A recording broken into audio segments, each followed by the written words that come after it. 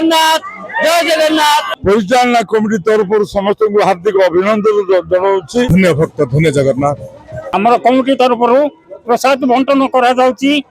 जय जय श्री जगन्नाथ जय जय श्री जगन्नाथ जय जय श्री जगन्नाथ। समस्त भक्तगण को मु लिटन कुमार बारिक आप समस्त को मु नवरंगपुर रथयात्रा को पुणी थे स्वागत जनाऊँगी। जोपरी भाव में सेवायत मैंने कही कि पहंडी सरिबा परे मंगल आरती कार्यक्रम आरंभ हो महाप्रभुंर कि आपने देखिपे बर्तमान मंगल आरती कार्यक्रम चली ये हूँ से महाजागतिक दृश्य जहाँ देखापी देवता मैंने स्वर्गपुरी ओह्ल आसी था। यह आम नवरंगपुरवासी सौभाग्य कि आम निज स्वचक्षुरे आज रथारूढ़ चतुर्धा मूर्ति से मंगल आरती आम आज दर्शन करूँ। मंगल आरती बर्तमान सरी आसला चलतु मंदिर कमिटी तरफ भक्त समाज कौन सब आभिमुख्य अच्छे आम पचारि बुझा।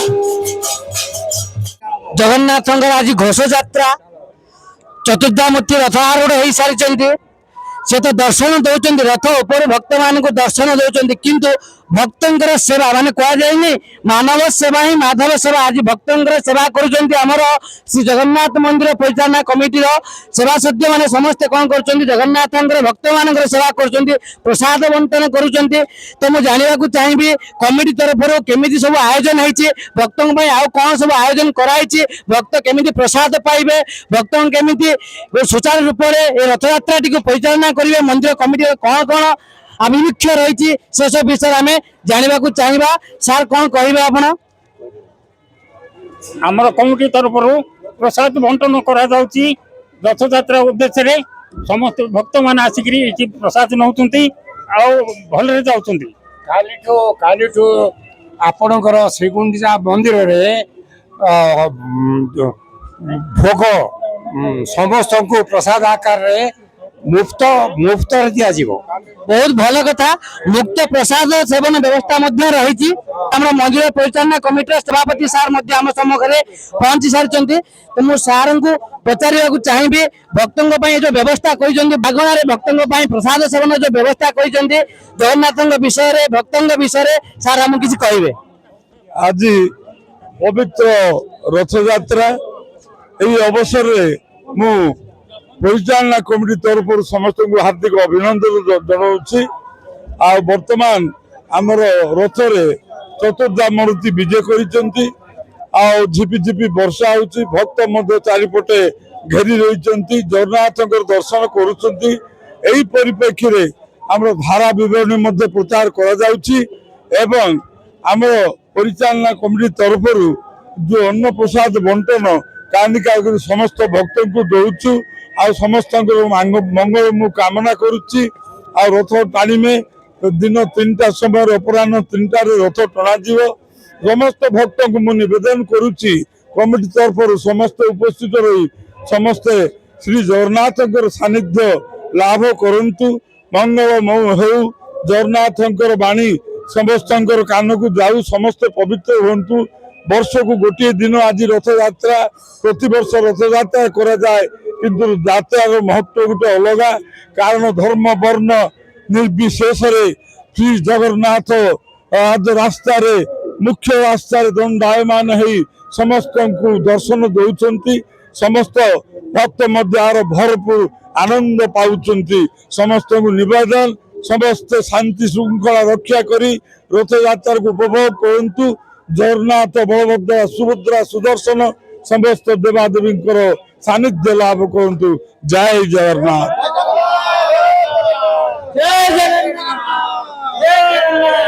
निश्चित निश्चित मात्रा रे भाई मान सहयोग समस्त भक्तों सहयोग आज यही रथ यही पथ आज सुसज्जित जगन्नाथ रथ गड़ी गड़ी जीव माउसी माँ मंदिर रे माउसी माँ मंदिर सेवायत भाई मान द्वारा सेवा निश्चित मात्रा गुड़ाए व्यवस्था 9 दिन धरी मागणार प्रसाद सेवन करार व्यवस्था रही जोटा कि भाई मैंने कहले तो ताकू नहीं आम उत्साहित अच्छु आ समस्त भक्त अनुरोध समस्ते यही रथयात्रा यही घोष यात्रा सामिल हेबे जगन्नाथ रथ को आज टाणी टाणी आम नहीं मौसी माँ मंदिर पहुंचेबा आठ बड़ सौभाग्य कथा खुशी कथा आम कि ना जय जगन्नाथ जय जगन्नाथ। देखंतु पुरी पल्ली पर्यंत आज समस्त मुखरे से जगा कालियार नाम ताहारी डाक ताहारी नाम कीर्तन ताहारी संकीर्तन रे आज आबाल वृद्ध वनिता समस्त आज एकाग्रत होती समस्त आज एकत्रित होती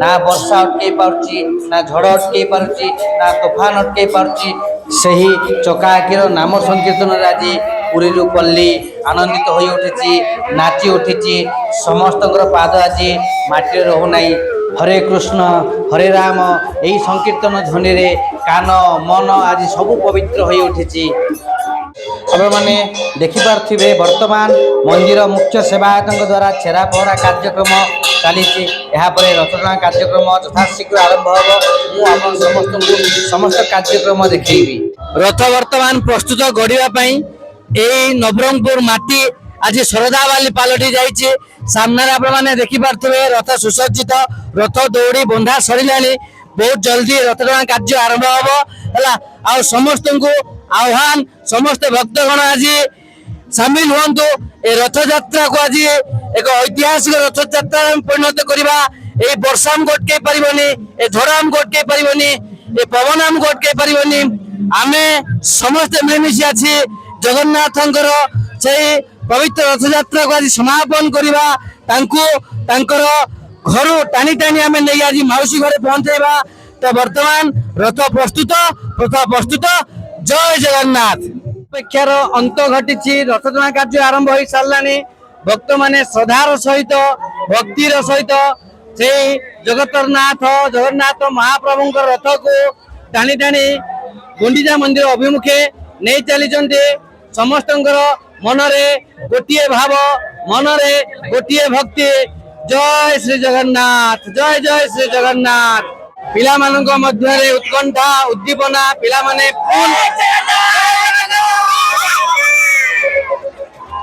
तो यही भक्ति यही भाव जय जगन्नाथ है श्रद्धा यही भक्त यही भाव सतरे चकाखी अनै रही मो रथ केते टाणिबे अरे भक्त अरे टाणी नियो अरे मौसी माँ मंदिर को मत टाणी नियो यही भक्ति यही भाव यही मनोरंजन भक्त मध्य देखा मिलती यही उल्लास यही खुशी सहित यही पतित पावन श्री जगन्नाथ रथ यात्रा श्री जगन्नाथ घोष यात्रा को आम आज आगे नौ तो समस्त मुखरे से गोटे स्वर जय जगन्नाथ।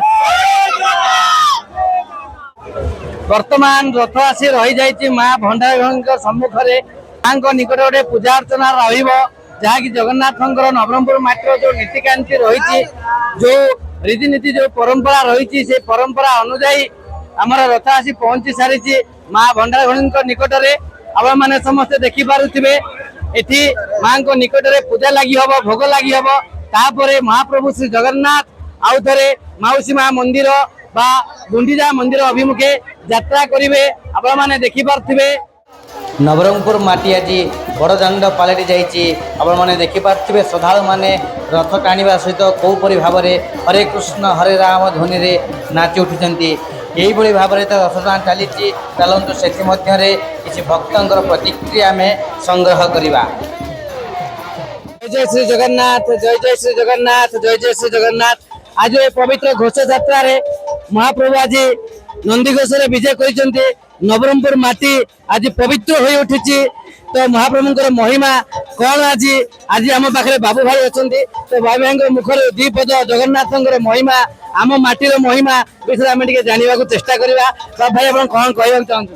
जय जगन्नाथ धन्य भक्त धन्य जगन्नाथ आज यही रथ यात्रा महाप्रभुंकर पतित पावन बाना उड़ुथुब दुख भूली जाउथुब एहिति भक्त माने आज नवरंगपुर बड़दाण्ड रे महाप्रभुंकर रथ टଣା समस्ते व्याकुल होती कह भारी पड़ी तेणु धन्य भक्त धन्य जगन्नाथ एत सुंदर गाँ गहली पुरपल्ली जिला बाहर भी नवरंगपुर सहर आसिकी से रथ टाणवाई एवं आध्यात्मिक चेतना आने संकीर्तन मंडली बहुत सुंदर भाव में लोक को मन किणी दौरान आनंद भक्ति भाव ଏହି ନବରଙ୍ଗପୁର ସହର ଏତେ ବହୁତ ସୁନ୍ଦର ଭାବରେ ଏତେ ବଡ଼ ବର୍ଷା ସତ୍ତ୍ୱେ ବି ଲୋକମାନଙ୍କର ଆନନ୍ଦ ଉଲ୍ଲାସରେ ଭରପୁର ହୋଇଯାଉଛି ନବରଙ୍ଗପୁର। ଏ ହେଉଛି ଧନ୍ୟ ଭକ୍ତ ଧନ୍ୟ ଜାଗ। ସେ ଦୁଃଖ ଦିଅନ୍ତି, ସେ ଦୁଃଖ ମଧ୍ୟ ଦୂରେଇନିଅନ୍ତି, ତଥାପି ଜଗନ୍ନାଥ ବିନା କାହାକୁ ଭଲ ଲାଗେ ନାହିଁ ନାହାନ୍ତି। ତେଣୁ ଏତେ ସୁନ୍ଦର ଛୋଟରୁ ବୃଦ୍ଧ ବାଳକ ଆବାଳ ଏତେ ସୁନ୍ଦର ଏଠି ସବୁ ସେ ଘର ସଂସାର ଛାଡ଼ି ମହାପ୍ରଭୁଙ୍କ ଦର୍ଶନ ପାଇଁ ସମସ୍ତେ ବ୍ୟାକୁଳ। ତେଣୁ ସମସ୍ତଙ୍କୁ ଅନୁରୋଧ କରୁଛି ଆଉ ଏହି ପବିତ୍ର ରଥଯାତ୍ରା ଉପଲକ୍ଷେ ନିଜକୁ ସାମିଲ କରି ନିଜକୁ ଧନ୍ୟ ମନେ କରିବେ।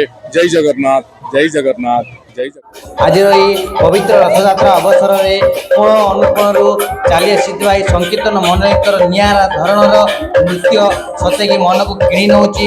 ଆସନ୍ତୁ ଆମେ ପଚାରି ବୁଝିବା ଏହି ସଂକୀର୍ତ୍ତନ ମଣ୍ଡଳୀ କେଉଁପରି ଭାବରେ ଆମର ରଥଯାତ୍ରାରେ ଆଜି ନବରଙ୍ଗପୁର ରଥଯାତ୍ରାରେ ଆଜି ସାମିଲ ହେଇଛନ୍ତି। ଆସନ୍ତୁ ଆମେ ଆଜି ପଚାରି ବୁଝିବା।